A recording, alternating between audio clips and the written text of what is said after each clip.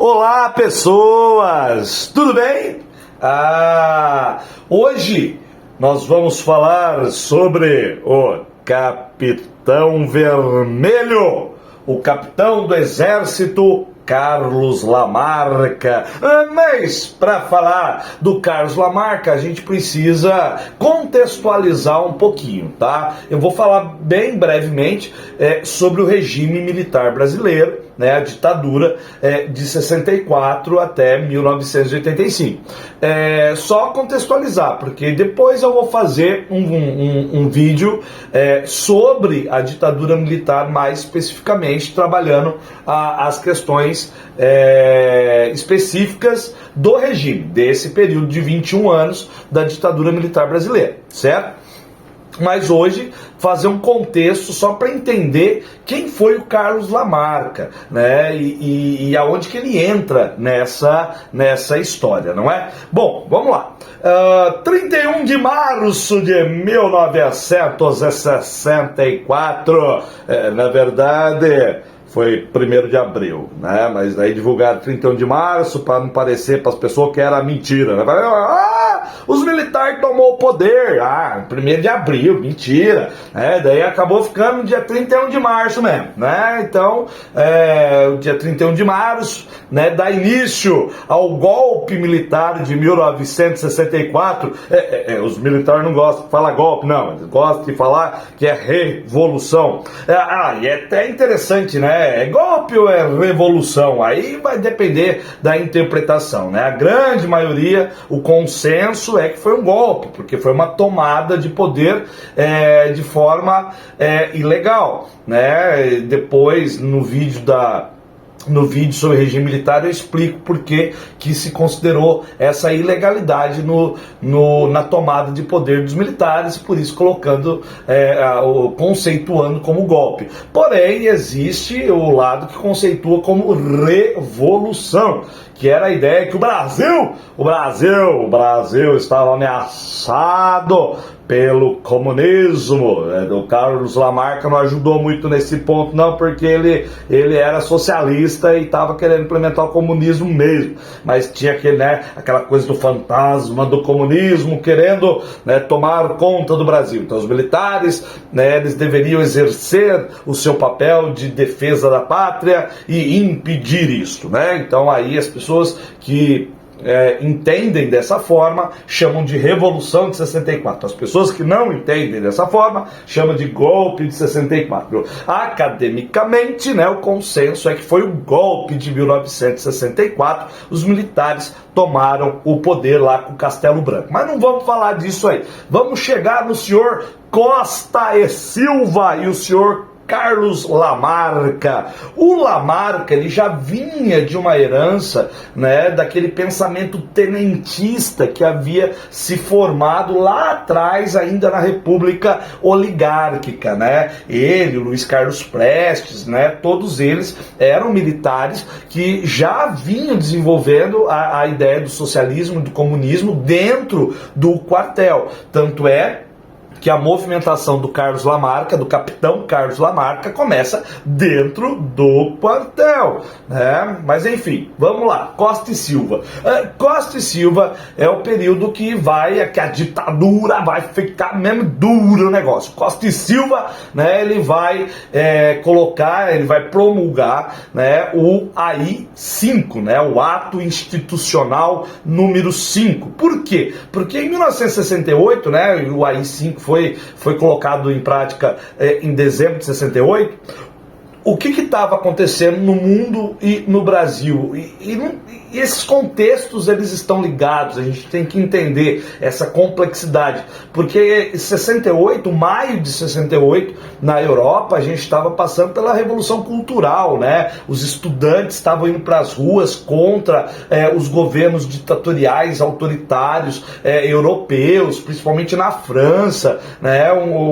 Havia um movimento estudantil muito engajado politicamente, querendo instituir uma democracia de fato, fato nos países no pós-Segunda Guerra Mundial, né, onde o autoritarismo ainda era uma questão muito presente.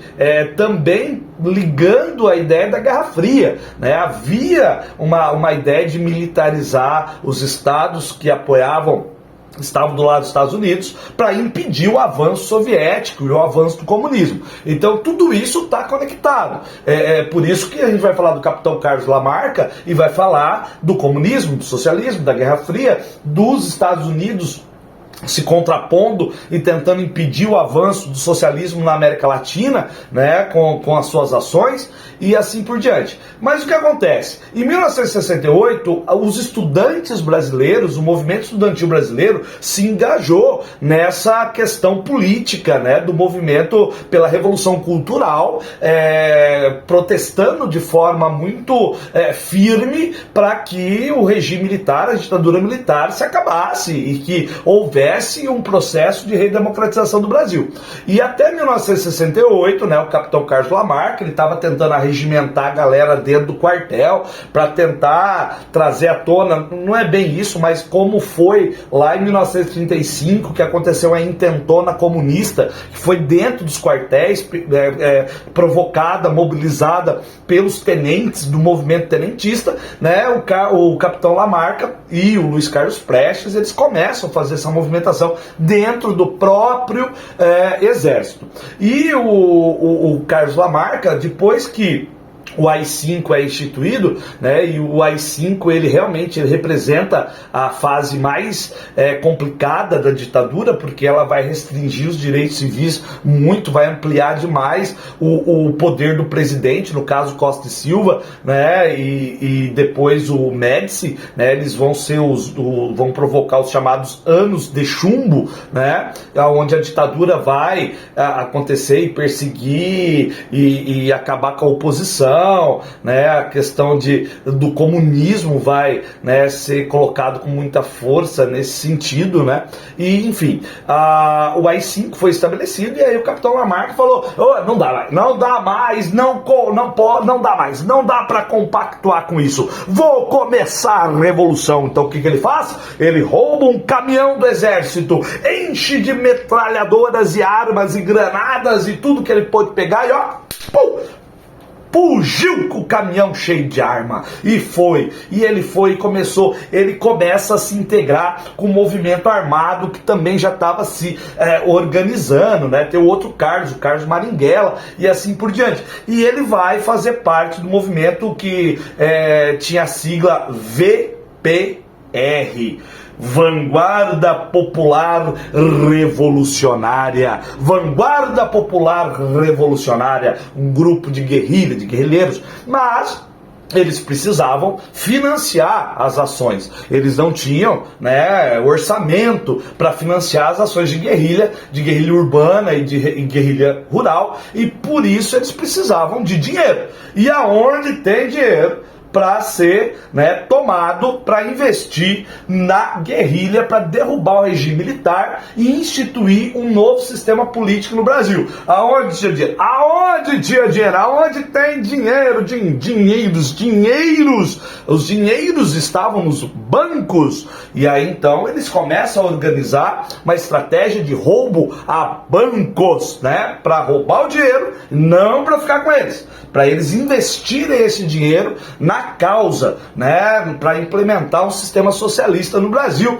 e derrubar tanto o capitalismo burguês quanto o regime militar naquele momento. E aí é que entra, né, o Capitão Vermelho. Ele entra no dia 9 de maio de 1969, simultaneamente o assalto a 2 bancos, certo? E depois disso, é óbvio que ele se torna o inimigo número 1 do Brasil e passa a ser perseguido, né? O Lamarca vai fugindo, ele foge até a Bahia, e na Bahia, né, no dia 17 de setembro de 1971, 17 de setembro de 1971, certo? Ele acaba sendo morto em confronto com agentes do Estado, né? E aí ele é morto em combate. E o Capitão Vermelho, né, o Carlos Lamarca, Lamarca, como Luiz Carlos Prestes, como Carlos Marighella, eles são, né, grandes